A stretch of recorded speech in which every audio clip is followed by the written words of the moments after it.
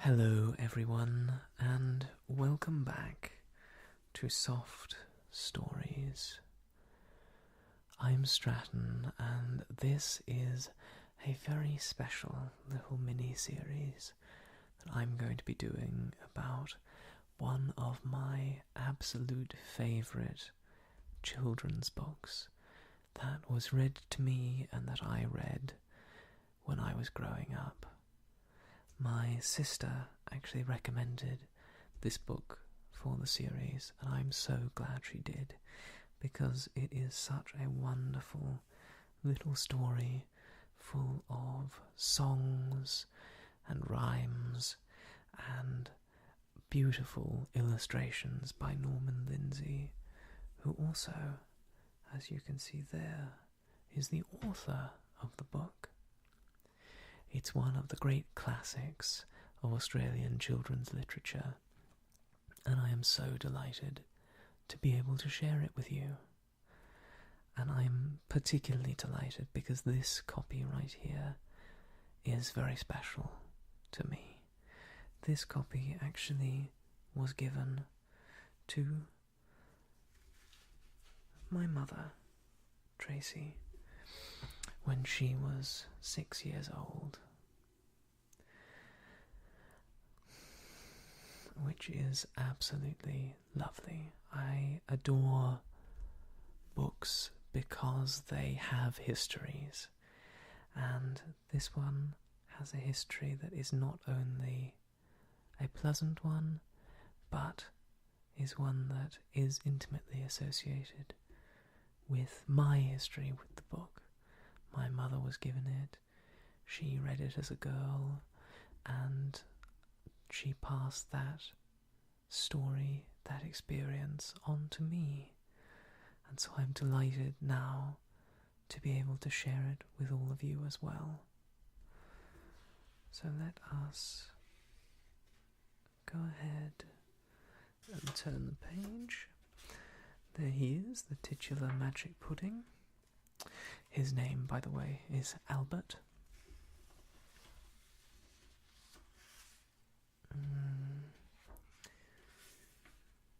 The Magic Pudding. Being the adventures of Bunyip Bluegum and his friends, Bill Barnacle and Sam Sawnoff. That's Bill there and Sam here. Rather unkind name, perhaps, for poor Sam, but maybe it suits him. By Norman Lindsay. This book was originally published, I think, in 1918? Let's take a quick look. 1918. But this edition, 1965. And look at how many times it's been reprinted. How wonderful that it has found a place in the lives of so many people. Let's begin. This is a frontways view of Bunyip Bluegum and his uncle Wattleberry. At a glance you can see what a fine, round, splendid fellow Bunyip Bluegum is, without me telling you. At a second glance you can see that the uncle is more square than round, and that his face has whiskers in it.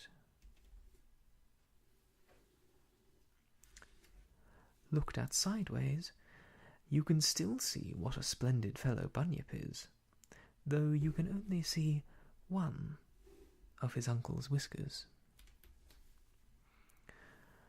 Observed from behind, however, you completely lose sight of the whiskers, and so fail to realize how immensely important they are.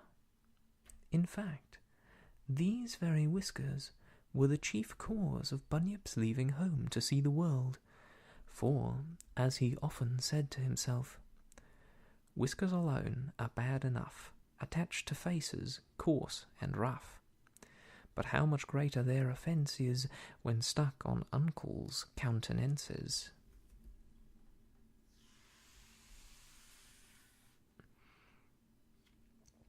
The plain truth was that Bunyip and his uncle lived in a small house in a tree, and there was no room for the whiskers.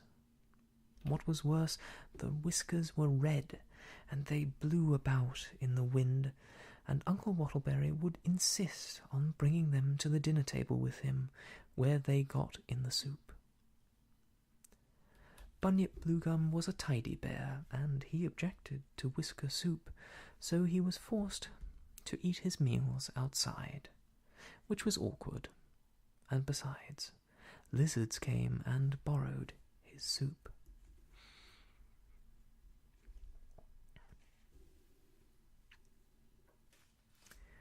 His uncle refused to listen to reason on the subject of his whiskers. It was quite useless giving him hints, such as presents of razors and scissors, and boxes of matches to burn them off. On such occasions he would remark, "Shaving may add an air that's somewhat brisker. For dignity, commend me to the whisker." Or, when more deeply moved, he would exclaim, "As noble thoughts the inward being grace, so noble whiskers dignify the face." Prayers and entreaties to remove the whiskers being of no avail, Bunyip decided to leave home without more ado. The trouble was that he couldn't make up his mind whether to be a traveller or a swagman. You can't go about the world being nothing, but if you're a traveller, you have to carry a bag, while if you're a swagman, you have to carry a swag. And the question is, which is heavier?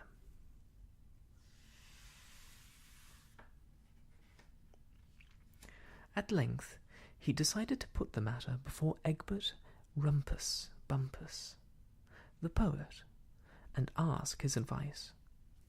He found Egbert busy writing poems on a slate. He was so busy that he only had time to sing out, "Don't interrupt the poet, friend, until his poem's at an end," and went on writing harder than ever. He wrote all down one side of the slate and all up the other, and then remarked, "As there's no time to finish that, the time has come to have our chat. Be quick, my friend, your business state, before I take another slate." There he is there, furiously working on his poems.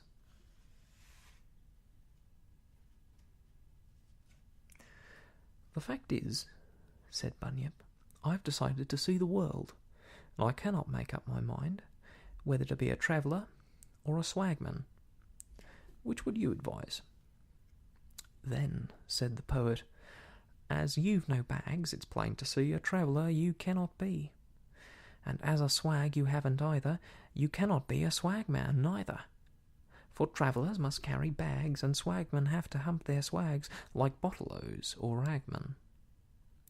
As you have neither swag nor bag, you must remain a simple wag, and not a swag or bagman."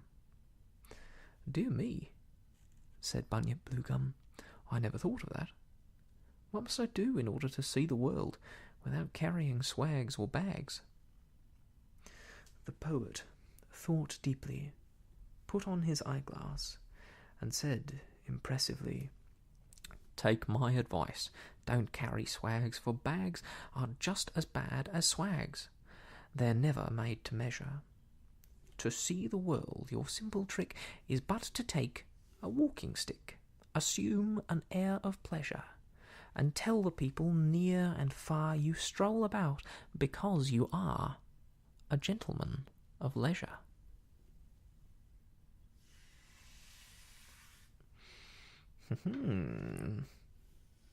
"You have solved the problem," said Bunyip Bluegum, and, wringing his friend's hand, he ran straight home, took his uncle's walking stick, and, assuming an air of pleasure, set off to see the world. Doesn't he look smart? A happy chap if ever I saw one. He found a great many things to see, such as dandelions and ants, and traction engines, and bolting horses, and furniture being removed, besides being kept busy raising his hat, and passing the time of day with people on the road. for he was a very well-bred young fellow, polite in his manners, graceful in his attitude, and able to converse on a great variety of subjects, having read all the best Australian poets. There's a lovely kangaroo, and I think that must be a little bandicoot. And of course Bunyip himself and his uncle and the poet Egbert Rumpus Bumpus are koalas. Unfortunately, in the hurry of leaving home, he had forgotten to provide himself with food, and at lunchtime found himself attacked by the pangs of hunger. "Dear me," he said, "I feel quite faint. I had no idea that one's stomach was so important. I have everything I require except food, but without food, everything is rather less than nothing. I've got a stick to walk with, I've got a mind to think with, I've got a voice to talk with, I've got an eye to wink with, I've got lots of teeth to eat with, a brand new hat to bow with, a pair of fists to beat with, a rage to have a row with, no joy it brings to have, indeed, a lot of things one does not need. Observe my plight, for here I am without a crumb to satisfy a raging tum. Oh, what an oversight!" As he was indulging these melancholy reflections, he came round a bend in the road, and discovered two people in the very act of having lunch. These people were none other than Bill Barnacle the sailor and his friend Sam Sornoff the penguin bold.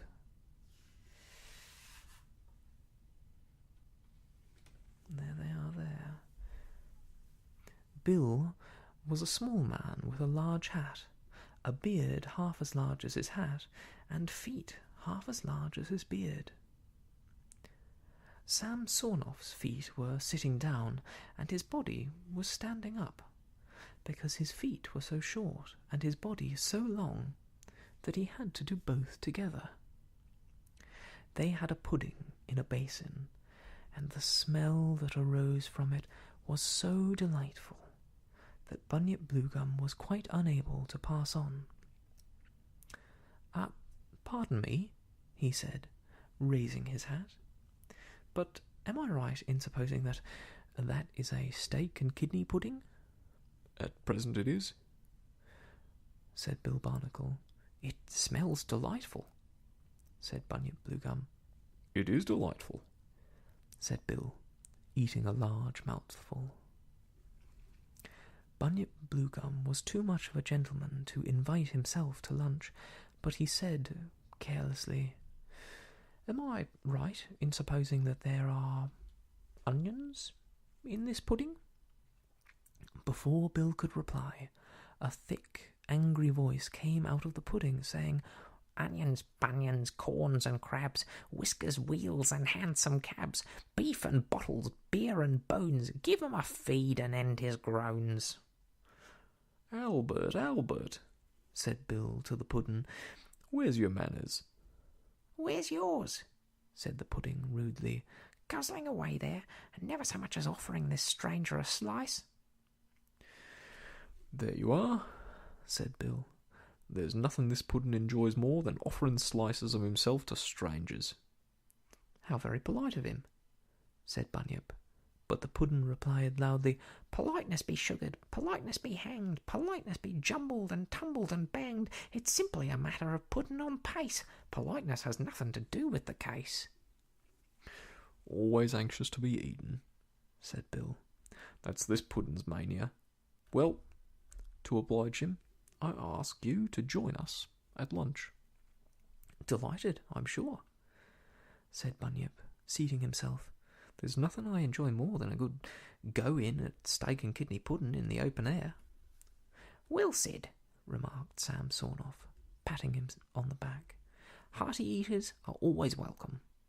"You'll enjoy this pudding," said Bill, handing him a large slice.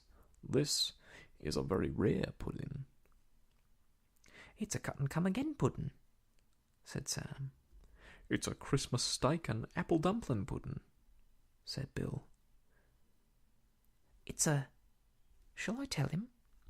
he asked, looking at Bill. Bill nodded, and the penguin leaned across to Bunyip Bluegum and said, in a low voice, "It's a magic pudding."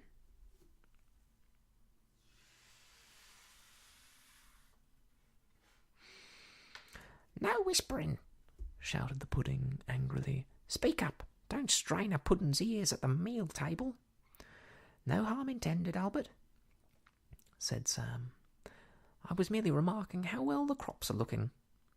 Call him Albert when addressing him," he added to Bunyip Bluegum. "It soothes him." "I'm delighted to make your acquaintance, Albert," said Bunyip. "No soft soap for total strangers," said the puddin' rudely. "Don't take no notice of him, mate," said Bill. "That's only his rough and ready way. What this puddin' requires is politeness and constant eating." They had a delightful meal, eating as much as possible, for whenever they stopped eating, the puddin' sang out, "Eat away, chew away, munch and bolt and guzzle. Never leave the table till you're full up to the muzzle." But at length they had to stop, in spite of these encouraging remarks, and, as they refused to eat any more, the puddin' got out of his basin, remarking, "If you won't eat any more, here's giving you a run for the sake of exercise." And he set off so swiftly on a pair of extremely thin legs that Bill had to run like an antelope to catch him up. "My word," said Bill, when the puddin' was brought back. "You have to be as smart as paint to keep this puddin' in order. He's that artful, lawyers couldn't manage him. Put your hat on, Albert, like a little gentleman," he added, placing the basin on his head. He took the puddin's hand, Sam took the other, and they all set off along the road. A peculiar thing about the puddin' was that, though they had all had a great many slices of him, there was no sign of the place where the slices had been cut. "That's where the magic comes in," explained Bill. "The more you eat, the more you get. Cut and come again is his name, and cut and come again is his nature. Me and Sam has been eating away at this puddin' for years, and there's not a mark on him. Perhaps," he added, "you would like to hear how we came to own this remarkable puddin'." "Nothing would please me more," said Bunyip Bluegum. "In that case," said Bill, "let her go for a song."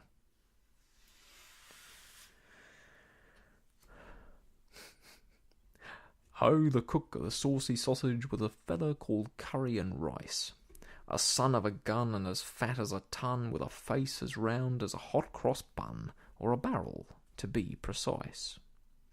One winter's morn we rounds the horn, a rollin' homeward bound. We strikes on the ice, goes down in a trice, and all on board but curry and rice, and me and Sam is drowned. For Sam and me and the cook, you see, we climbs on a lump of ice, and there in the sleet we suffered a treat for several months from frozen feet, with nothing at all but ice to eat, and ice does not suffice. And Sam and me, we couldn't agree with the cook at any price. We was both as thin as a piece of tin, while that there cook was busting his skin on nothing to eat but ice. But late one night we wakes in fright to see by a pale blue flare that cook has got in a phantom pot a big plum duff and a rump steak hot, and the guzzlin' wizard is eatin' the lot on top of the iceberg bear.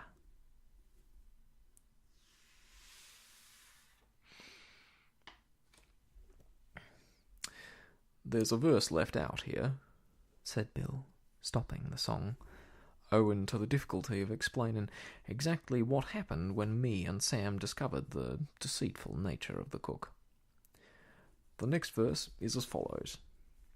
Now Sam and me can never agree what happened to curry and rice, The whole affair is shrouded in doubt, for the night was dark, and the flare went out, and all we heard was a startled shout, though I think, myself, in the subsequent rout, that us being thin, and him being stout, in the middle of pushing and shoving about, he must have fell off the ice.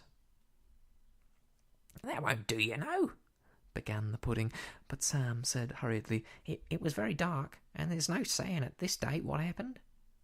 "Yes, there is," said the pudding, "for I had my eye on the whole affair, and it's my belief that if he hadn't been so round, you'd have never rolled him off the iceberg, for you was singing out, 'Yo, heave ho,' for half an hour, him trying to hold on to Bill's beard."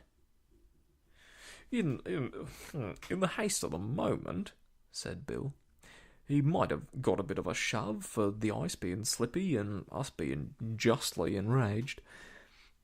And him being as round as a barrel, he may, as I said, have been too fat to save himself from rolling off the iceberg. The point, however, is immaterial to our story, which concerns this puddin', and this puddin'," said Bill, patting him on the basin, "was the very puddin' that Curry and Rice invented on the iceberg." "He must have been a very clever cook," said Bunyip. "He was, poor fella, he was," said Bill, greatly affected. "For plum duff or Irish stew there wasn't his equal in the land. But enough for these sad subjects.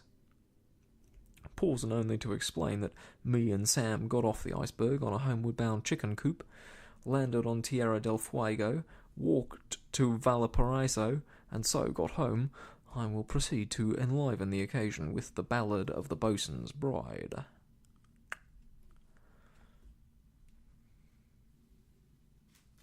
And without more ado, Bill, who had one of those beef and thunder voices, roared out, "Ho, aboard the Salt Junk Sarah, we was rolling homeward bound, when the boatswain's bride fell over the side and very near got drowned. Rollin' home, rollin' home, rollin' home across the foam, she had to swim to save her glim and catch us rollin' home." It was a very long song, so the rest of it is left out here. But there was a great deal of rolling and roaring in it, and they all joined in the chorus. They were all singing away at the top of their pipe, as Bill called it, when round a bend in the road they came on to two low-looking persons hiding behind a tree. One was a possum, with one of those sharp, snooting, snouting sort of faces, and the other was a bulbous, boozy-looking wombat, in an old, long-tailed coat, and a hat that marked him down as a man you couldn't trust in a fowl-yard. They were busy sharpening a carving knife on a portable grindstone, but the moment they caught sight of the travellers, the possum whipped the knife behind him, and the wombat put his hat over the grindstone. Bill Barnacle flew into a passion at these signs of treachery. "I see you there," he shouted. "You can't see all of us," shouted the possum, and the wombat added, "'Cause, why, some of us is behind the tree." Bill led the others aside, in order to hold a consultation. "What on earth's to be done?" he said. "We shall have to fight them, as usual," said Sam. Why do you have to fight them?" asked Bunyip Bluegum. "Because they're after our puddin'," said Bill. "They're after our puddin'," explained Sam, "because they're professional puddin' thieves." "And, as we're professional puddin' owners," said Bill, we have to fight them on principle. The fightin'," he added, "is a mere flea bite, as the saying goes. The trouble is, what's to be done with the puddin'?" "While you do the fightin'," said Bunyip bravely, "I shall mind the puddin'." "The trouble is," said Bill, "that this is a very secret, crafty puddin', and if you wasn't up to his games, He'd be asking you to look at a spider and then run away while your back is turned. That's right, said the puddin' gloomily. Take a puddin's character away. Don't mind his feelings. We don't mind your feelings, Albert, said Bill. What we mind is your treacherous habits. But Bunyip Bluegum said, Why not turn him upside down and sit on him? What a brutal suggestion, said the puddin'. But no notice was taken of his objections, and as soon as he was turned safely upside down, Bill and Sam ran straight at the pudding thieves and commenced sparring them up with the greatest activity. "Put 'em up, you puddin' snatchers," shouted Bill. "Don't keep us sparring up here all day. Come out and take your gruel while you've got the chance." The possum wished to turn the matter off by saying, I see the price of eggs has gone up again. But Bill gave him a punch on the snout that bent it like a carrot, and Sam caught the wombat such a flip with his flapper that he gave in at once. "I shouldn't be able to fight any more this afternoon," said the wombat, "as I've got sore feet." The possum said hurriedly, We shall be late for that appointment. And they took their grindstone, and off they went. But when they were a safe distance away, the possum sang out, You'll repent this conduct. You'll repent bending a man's snout so that he can hardly see over it, let alone breathe through it with comfort. And the wombat added, "For shame, flapping a man with sore feet." "We laugh at scorn at threats," said Bill, and he added as a warning, "I don't repent a snout that's bent, and if again I tap it, oh, with a clout I'll bend that snout with force enough to snap it." And Sam added for the wombat's benefit, I take no shame to fight the lame when they deserve to cop it. So do not try to pipe your eye, or with my flip I'll flop it. There they go, cowed slightly, and Bunyip has obviously done a good job of keeping Albert safe.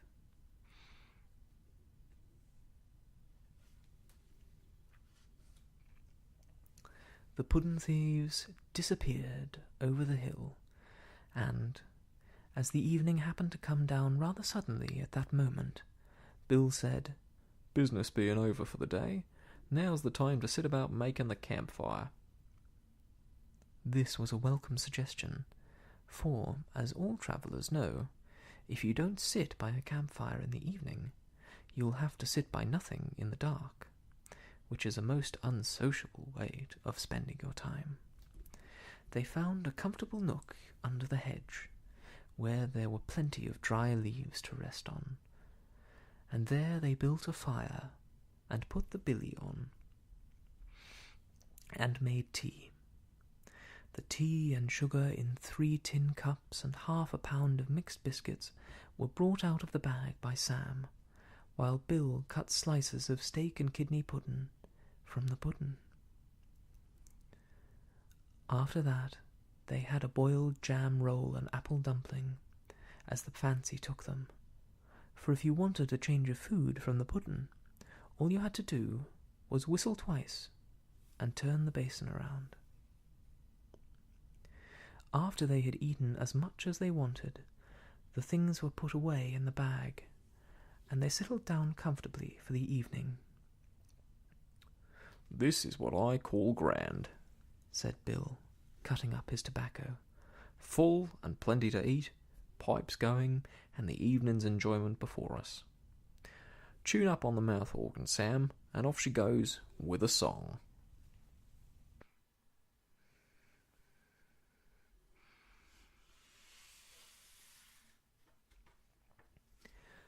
They had a mouth organ in the bag, which they took turns at playing, and Bill led off with a song which he said was called Spanish Gold.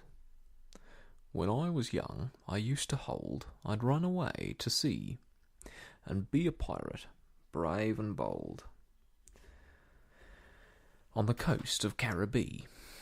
For I says to myself, I'll fill me hold with Spanish silver and Spanish gold, and out of every ship I sink I'll collar the best of food and drink. For Caribbee or Barbary or the shores of South America are all the same to a pirate bold, whose thoughts are fixed on Spanish gold. So one fine day I runs away a pirate for to be, but I found there never was a pirate left on the coast of Caribbee. For pirates go, but their next of kin are merchant captains hard as sin, and merchant mates as hard as nails aboard of every ship that sails. And I worked aloft, and I worked below, I worked wherever I had to go, and the winds blew hard, and the winds blew cold, and I says to myself as the ship she rolled, O Caribbee, O Barbary, O shores of South America, oh, never go there. If the truth be told, you'll get more kicks than Spanish gold. And that's the truth, mate, said Bill to Bunyip Bluegum. There ain't no pirates nowadays at sea, except Western Ocean first mates, and many's the bootin' I've had for not taking in the slack of the topsail halyards fast enough to suit their fancy. It's a hard life, the sea, and Sam here'll bear me out when I say that being hit on the head with a belaying pin or trying to pick up the weather earring is an experience that no man wants twice. But tune up and a song all round. I shall sing you The Penguin Bold, said Sam, and, striking a graceful attitude, he sang this song. To see the penguin out at sea, and watch how he behaves, would prove that penguins cannot be, and never shall be, slaves. You haven't got a notion how penguins brave the ocean, and laugh with scorn at waves. To see the penguin at his ease, performing fearful larks, with stingarees of all degrees, as well as whales and sharks. The sight would quickly let you know the great contempt that penguins show for stingarees and sharks. Oh, see the penguin as he goes a-turning Catherine wheels, without repose upon the nose of walruses and seals. But bless your heart, a penguin feels supreme contempt for foolish seals, while he never fails, where'er he goes, to turn backflips on a walrus nose. Oh, look at that poor guy. He does not look very happy.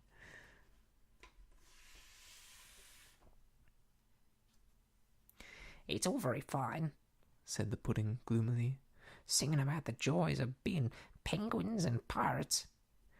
But how'd you like to be a puddin' and be eaten all day? Ah, who would be a puddin'? A puddin' in a pot, a puddin' which is stood on a fire which is hot. Oh, sad indeed the lot of puddin's in a pot. I wouldn't be a puddin' if I could be a bird. If I could be a wooden doll, I wouldn't say a word. Yes, I have often heard it's grand to be a bird. But as I am a puddin' in a pot, I hope you get the stomach ache for eatin' me a lot. I hope you get it hot, you puddin'-eatin' lot. Very well sung, Albert, said Bill encouragingly, though you're a trifle husky in your undertones, which is no doubt due to the gravy in your innards. However, as a reward for being a bright little fella, we shall have a slice of you all round before turning in for the night. So they whistled up the plum-duff side of the puddin' and had supper. When that was done, Bill stood up and made a speech to Bunyip Bluegum. I'm sure that's exactly what penguins do.